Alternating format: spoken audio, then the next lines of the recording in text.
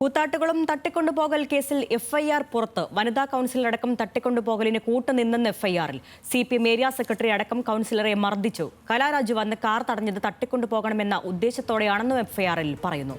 കൂടുതൽ വിവരങ്ങളുമായി കൊച്ചിയിൽ നിന്ന് സഹിൻ ആന്റണിയുണ്ട്. സഹിൻ, ഈ CPM വൈകുന്നേരം വിശദീകരണ യോഗം ചേരാനിരിക്കെ, ഈ കസ്റ്റഡിയിലുള്ളവരുടെ അറസ്റ്റ് രേഖപ്പെടുത്താനിരിക്കെ ഇപ്പോൾ എഫ്ഐആറിലെ വിവരങ്ങൾ പുറത്തുവരുന്നു. കൂടുതൽ പ്രതിരോധത്തിലാവുകയാണ് CPM. വിവരങ്ങൾ പറയൂ.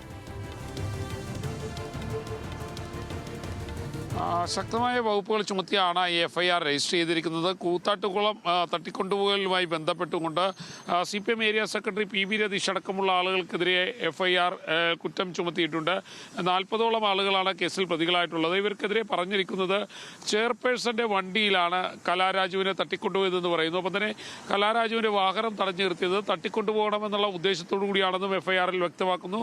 മാത്രമല്ല, വനിതാ കൗൺസിലർ അടക്കമുള്ള ആളുകൾ കലാരാജുവിനെ മർദ്ദിച്ചതായി FIRലുണ്ട്. കൂടാതെ CPM ഏരിയ സെക്രട്ടറി PB രതീഷിന്റെ നേതൃത്വത്തിലുള്ള സംഘം കലാരാജുവിനെ മർദ്ദിച്ചുവെന്നും FIRൽ പറയുന്നു.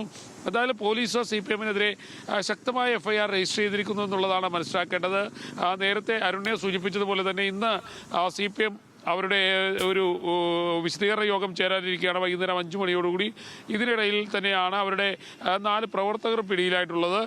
എന്തായാലും ഈ സാഹചര്യങ്ങളെല്ലാം നിലനിൽക്കുമ്പോഴാണ് ഇപ്പോൾ FIRന്റെ പകർപ്പും പുറത്തു വന്നിരിക്കുന്നത്. അരുണ്യ, അതാണ് തട്ടിക്കൊണ്ടുപോകൽ കേസ്.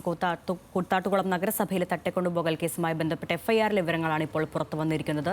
പ്രതികൾക്കെതിരെ ജാമ്യമില്ല വകുപ്പാണ് ചുമത്തിയിരിക്കുന്നതെന്നും FIRൽ പറയുന്നു. വിവരങ്ങൾ നൽകുകയായിരുന്നു സഹിൻ ആന്റണി.